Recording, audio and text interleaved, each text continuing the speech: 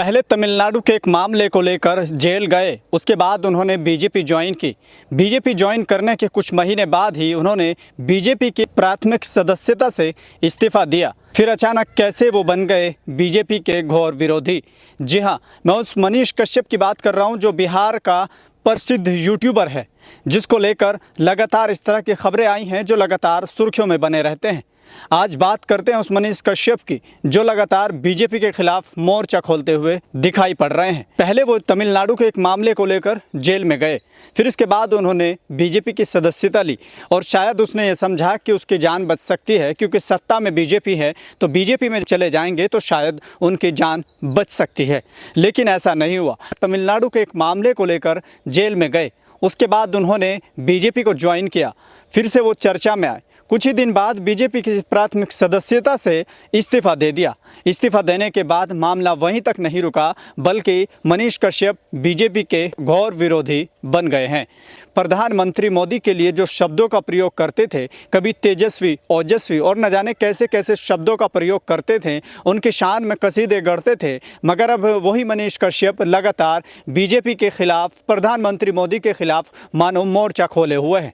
अभी हाल ही में एक वीडियो सोशल मीडिया पर वायरल हुआ, जिसमें वो प्रधानमंत्री मोदी की होने वाली रैली को लेकर बिहार की जनता से उस रैली में शामिल न होने की बातें कह रहे हैं। साथ ही साथ उन्होंने एक बड़ी बात ये कही है कि भारतीय जनता पार्टी के लोगों की या भारतीय जनता पार्टी के कार्यकर्ताओं की, मंत्रियों की कोई अधिकारी भी नहीं सुनता है। और साथ ही साथ उन्होंने एक बड़ा आरोप लगाया कि बीजेपी की रैली में जो जाता है, खासकर प्रधानमंत्री मोदी की रैली में जो जाता है, महाराष्ट्र में इतनी भीड़ नहीं जुटा पाते हैं, गुजरात में इतनी भीड़ नहीं जुटा पाते हैं। साफ तौर पर कहना ये कि बीजेपी की जहां भी प्रधानमंत्री की रैली होती है, जहां भी प्रधानमंत्री जाते हैं, किसी भी राज्य में इतनी ज़्यादा भीड़ नहीं होती है जितनी बिहार राज्य में होती है। बिहार राज्य को लेकर बीजेपी पर एक बड़ा आरोप ये लगाया कि प्रधानमंत्री मोदी की जो रैली होती है उसमें 200, 500, 1000 रुपये तक देकर लोगों को बुलाया जाता है, ताकि प्रधानमंत्री मोदी की उस रैली में भीड़ दिख सके, जनता दिख सके और प्रधानमंत्री मोदी भी ये देखकर खुश हो सके कि उनकी रैली में हुजूम उमड़ा है, जनसैलाब उमड़ा है, भीड़ शामिल हुई है। बिहार में प्रधानमंत्री मोदी की होने वाली एक रैली को लेकर उन्होंने कहा कि बिहार की जनता उस रैली में शामिल न हो।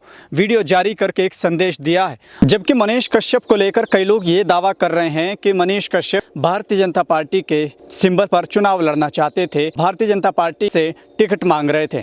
आपको बताता चलूं कि 2024 के लोकसभा चुनाव को लेकर भी मनीष कश्यप का नाम चर्चाओं में था कि वो भारतीय जनता पार्टी के सिंबल पर चुनाव लड़ना चाहते हैं। लेकिन बीजेपी के पास अपने ही प्रसिद्ध नेताओं की लिस्ट इतनी लंबी थी कि वो मनीष कश्यप को टिकट नहीं दे सकी। शायद उनसे ये वादा किया गया हो कि आपको विधानसभा चुनाव में ज़रूर मैदान में उतारा जाएगा, मगर मनीष कश्यप को लोकसभा चुनाव में टिकट नहीं मिला। इसी के साथ ही 2025 के विधानसभा चुनाव को लेकर भी यही चर्चाएं हो रही थी, जिसमें मनीष कश्यप खुद चुनाव लड़ने की इच्छा जाहिर कर रहे थे, मगर उनको ना तो लोकसभा चुनाव में टिकट मिला और ना ही विधानसभा में उनके लिए अच्छी खबर हो सकती है। कई लोग इस तरह की भी बातें कह रहे हैं, इस तरह के दावे कर रहे हैं कि मनीष कश्यप 2025 का चुनाव लड़ना चाहते थे, जो बीजेपी नहीं चाहती है कि वो उनके सिंबल पर चुनाव लड़े।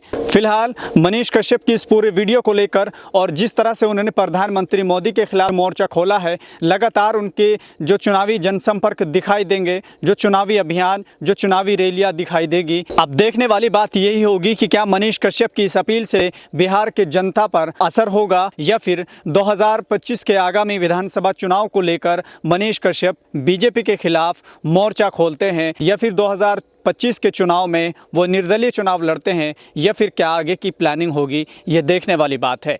फिलहाल इस वीडियो को लेकर आप क्या सोचते हैं, कमेंट बॉक्स में अपनी राय ज़रूर दें और इस वीडियो को ज़्यादा से ज़्यादा शेयर ज़रूर करें। फिलहाल के लिए सिर्फ इतना ही। देखते रहिए भारत लाइव हिंदी।